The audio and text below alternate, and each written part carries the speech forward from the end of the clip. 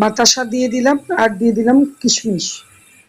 এটা চালটা রেডি করছি। চালটা খুব ভালো করে ধুয়ে নিয়েছি, আদা ক্র্যাশ করে দিয়েছি, হলুদ দিয়েছি আর 2 চামচ এখানে গোলমরিচ আর দই দিয়ে ম্যারিনেট করেছি।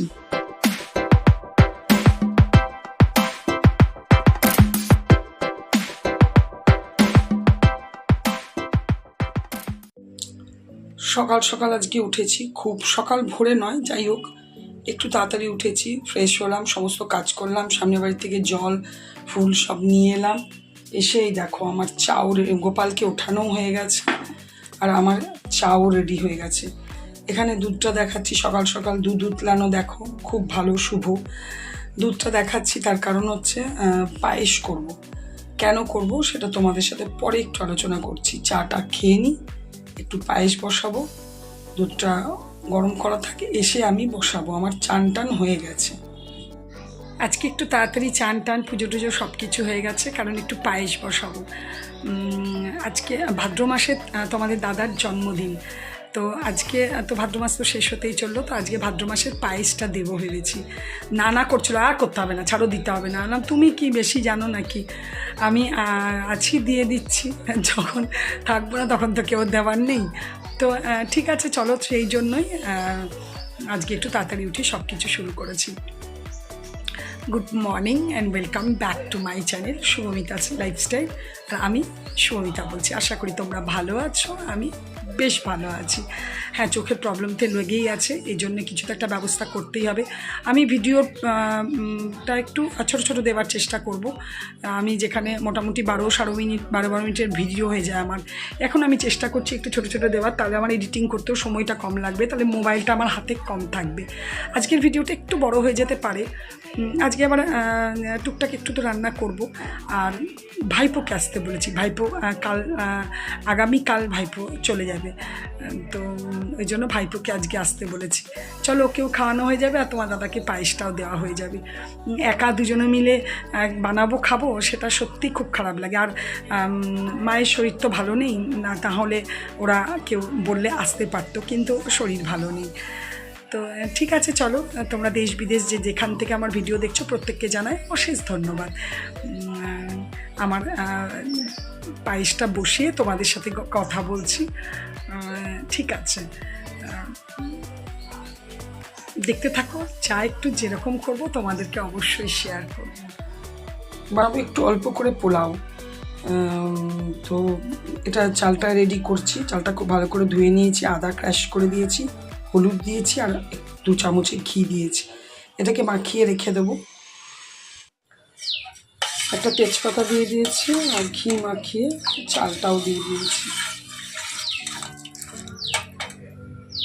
এই দেখো, একটু বাজার থেকে চলে এলাম, একটু সবজি টবজি নিয়ে এলাম। পটল আছে, কাঁচকলা, বেগুন, টমেটো, শসা, কাঁচা লঙ্কা, আদা। এখানে একটু লাউ শাকটা ভালো লাগলো নিয়ে এলাম, একটু ভাজাভুজি করব। এই দেখো, বেশ অনেকক্ষণ পরেই এলাম, ভাজাভুজিগুলো কেটেছি, পটল ভাজা বেগুন ভাজাটা বসিয়ে দিয়েছি, আর এখানে গোল গোল করে আলু ভাজা করেছি, কেটেছি মানে করব। এখানে এই দেখো, এই ভাজাগুলো হয়ে গেছে। এবার এখানে দেখো আলু ভাজাটা বসিয়েছি। ফ্রিজে একটু কালকের কাঁকরোল ভাজা আছে, এদিকে পায়েসটাও মোটামুটি হয়ে গেছে, বাতাসা দিয়ে দিয়েছি আর কিশমিশ দিয়ে দিলাম।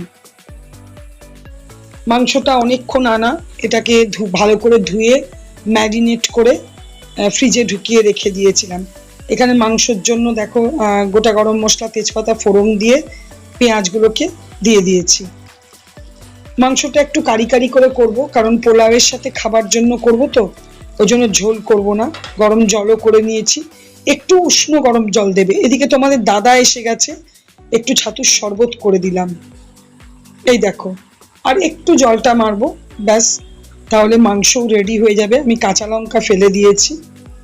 এদিকে দেখো পোলাওটাও বসিয়ে দিয়েছি, গোটা গরম মশলা, কাজু কিশমিশ সমস্ত কিছু দিয়ে যেভাবে হয় নর্মাল বসিয়ে দিয়েছি।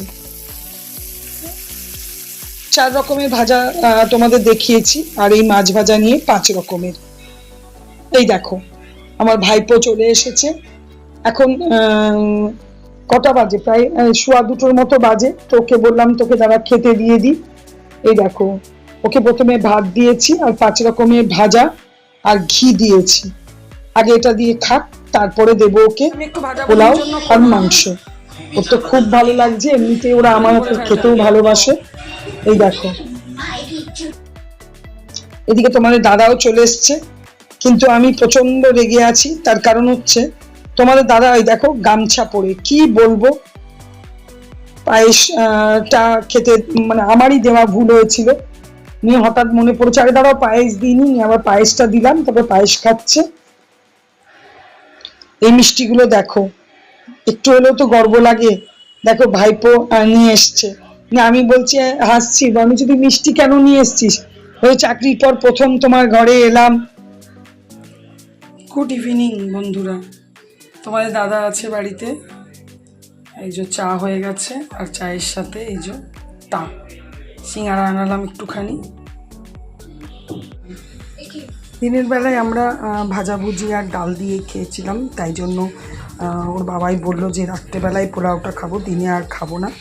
এই দেখো মাইক্রোওভেনে গরম করে নিলাম, রাত্রেবেলাতেই খাচ্ছি পোলাও আর মাংস।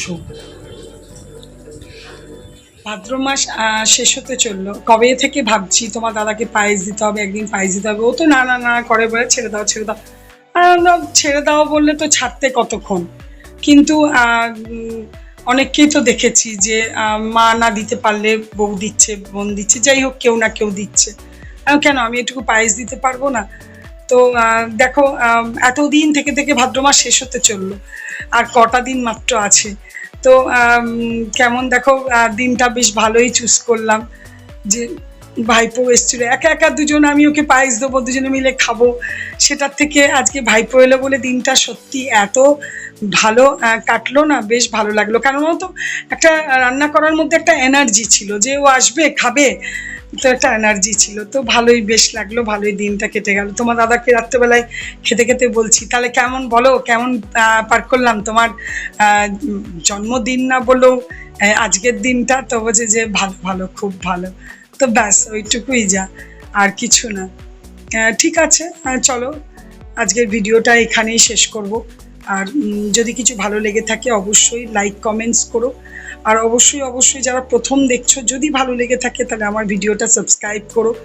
তোমরা ভালো থেকো, সুস্থ থেকো, সাবধানে থেকো। Good night, tata.